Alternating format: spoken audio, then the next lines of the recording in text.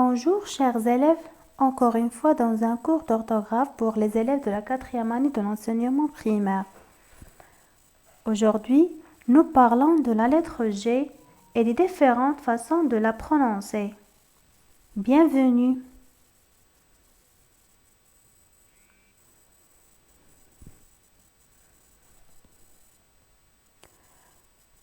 Unité didactique 5. Le thème est la forêt. Semaine 3 et 4. Le livret pour communiquer en français et la page 163. L'objectif d'apprentissage de notre leçon est savoir écrire correctement les mots contenant la lettre G. Avant de commencer, je vous rappelle de la leçon précédente. Le féminin des noms en heure. Donc un masculin qui se termine par heure a un féminin en euse. Et un masculin qui se termine par teur a un féminin en tris ou en teuse. Par exemple, un acteur, une actrice, un vendeur, une vendeuse. On passe à la première étape, observation découverte. Je vais lire les phrases support. Suivez avec moi. La forêt est fragile. Il faut la protéger. La route est longue. Les enfants sont fatigués. Comment est la forêt? Elle est fragile. Qu'est-ce qu'il faut faire? Il faut la protéger. Comment est la route? Elle est longue. Comment sont les enfants? Ils sont fatigués. La deuxième étape, compréhension, conceptualisation. Maintenant, je relève les mots qui contiennent la lettre G.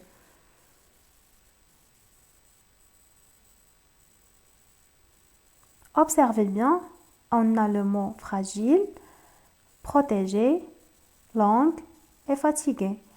Dans les mots fragile et protégé, le G se prononce G. Et dans les mots longue et fatigué, le G se prononce G. D'accord. Mais quand est-ce que je sais lorsque G se prononce je et G? Pour répondre à cette question, on relève la lettre qui vient après G dans chacun des mots.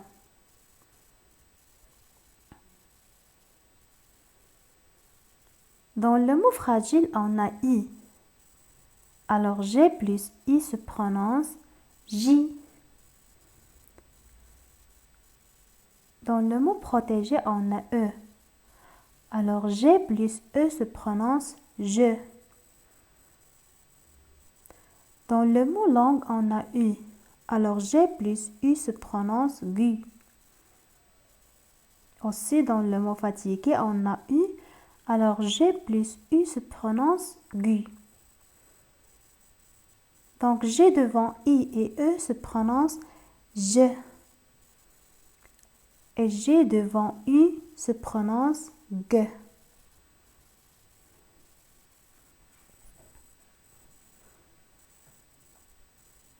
Donc pour faire un résumé, la première chose à savoir, la lettre G se prononce G devant les voyelles E, I, Y. Par exemple, genou, G suivi d'un E.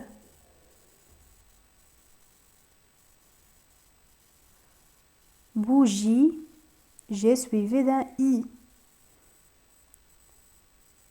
Gymnastique, G suivi d'un Y. Si nous voulons que le G se prononce G devant les lettres A et O, on écrit G suivi d'un E, comme pigeon. La deuxième chose à savoir, la lettre G se prononce G devant A, O, U. Par exemple, gâteau, légumes et gomme. Si nous voulons que le G se prononce G devant les lettres E, I, Y, on écrit G suivi d'un U, comme guitare. Je vais ajouter une remarque.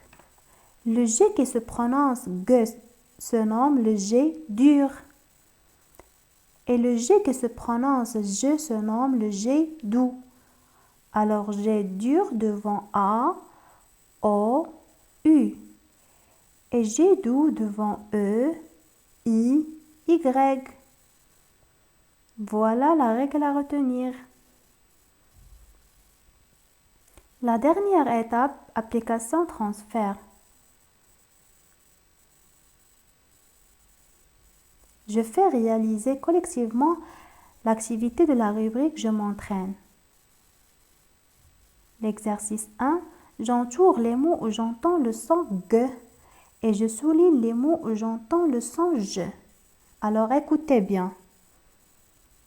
Une goutte, le gibier, le golf, une figue, un garage, le gypse, une grotte, l'orge, un gorille, le genou, l'argile, un fromage, un guidon, un gîte, un orgue. On commence par le son G. On a une goutte, le golf, une figue, un garage, une grotte, un gorille, un guidon, un orgue. Et pour le son je, on a le gibier, un garage aussi, on a je à la fin, le gypse, l'orge, le genou, l'argile, un fromage, un gîte.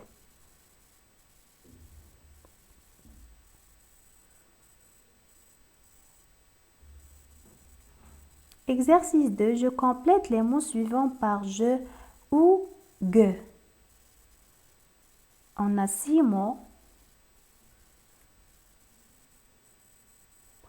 On prononce un mariage, je, une plage, je, une blague, ge, un village, je, un singe, je, une vague, ge. Et maintenant, vous pouvez réaliser l'activité de la rubrique Je m'évalue individuellement sur les cahiers. A. Classe ces mots dans le tableau suivant, où tu entends le son je et où tu entends le son ge. Je lis ces mots. Gauche, gymnase, gorille, étranger, virgule, intelligent, guêpe, girafe.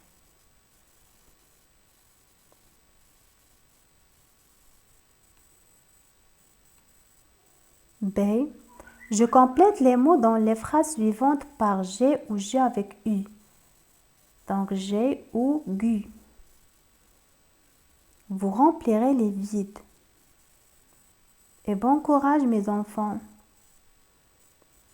Et pour la dictée d'aujourd'hui, faites entraîner bien sûr les ardoises pour écrire correctement la phrase. Après une longue marche, Bouchta a mal au genou. Après une longue marche, Bouchta a mal au genou.